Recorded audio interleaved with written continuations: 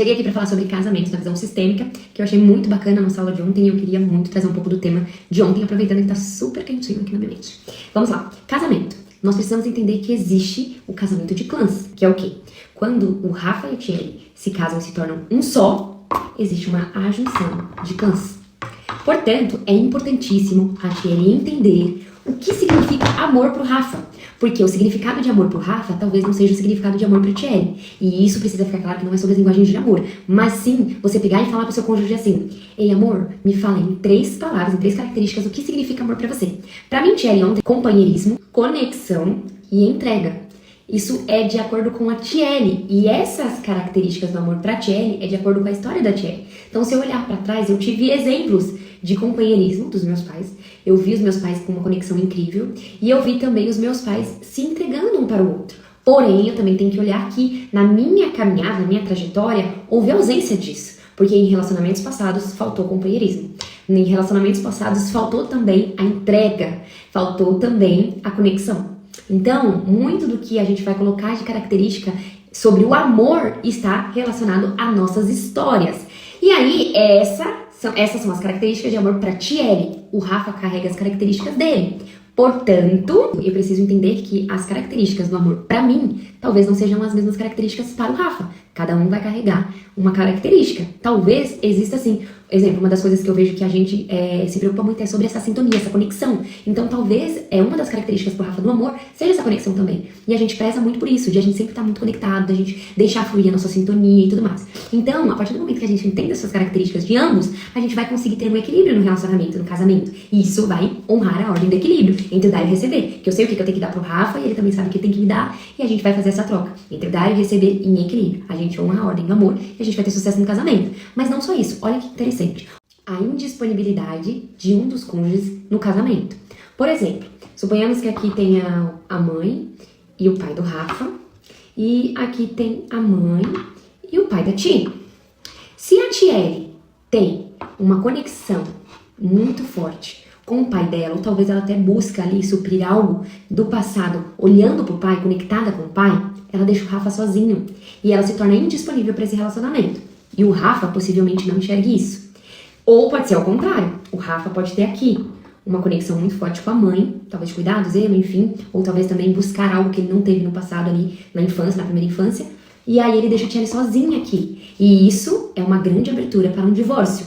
Ou também, não somente ao divórcio, porque existem muitos casais que estão nesse cenário, não se divorciam, porém vivenciam um relacionamento infeliz, trágico, enfim, a mulher, ela tá aqui, o marido se torna indisponível para ela, o tempo inteiro ele não se faz presente ali na relação, mas uma das características do amor para Thierry é o companheirismo. O Rafa é muito companheiro, o Rafa impulsiona a Thierry, o Rafa tá sempre ali, amor, não vai dar certo, é companheiro, ele sempre se faz presente. Então, por esse companheirismo, eu não enxergo essa indisponibilidade do Rafa, tá tudo bem pra mim. Só que olha que interessante, tô usando o meu exemplo. Tem uma paciente minha, que a gente viu a conexão do marido dela lá com a mãe, e aí a Manu falou 2 frases ontem que foi muito forte. Eu tô esperando a próxima sessão dessa paciente, que vai ser assim, sensacional, vai ser muito lindo o que a gente vai viver juntas na próxima.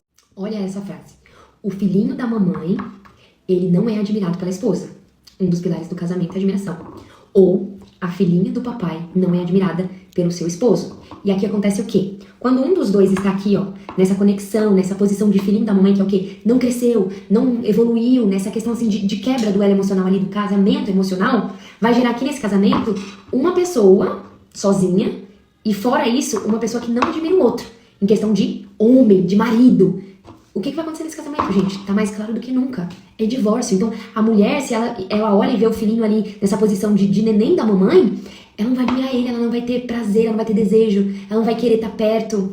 E como eu pontuei no outro stories, não somente esse divórcio, mas possivelmente um casamento ali falido, né? Um relacionamento infeliz. E a questão aqui dessa frase, que eu achei muito forte ontem, né? Do filhinho da mamãe, ele não é admirado pela esposa, ou vice-versa, a gente precisa entender, deixar isso claro, que é o quê? Não houve o crescimento, não veio a maturidade desse homem ou dessa mulher em se posicionar como homem e mulher de um lar, cortando essa simbiose, né? Que é muito dito na psicanálise, que é o casamento emocional, e fluindo para construir a família, e entendendo que agora a família de origem não é tão importante. A maior importância está nessa família que construiu agora, que é o quê? Meu esposo é mais importante hoje, a minha esposa é mais importante hoje. E daí, um dos maiores apontadores de que existe um cônjuge indisponível no casamento é a vida sexual. E aí eu te faço uma pergunta: como que está a sua vida sexual com o seu cônjuge hoje? Porque se você não enxerga o seu homem ou a sua mulher como realmente deveria enxergar no casamento, ou seja, você enxerga a sua esposa ali, tendo a posição de filhinha, mimada,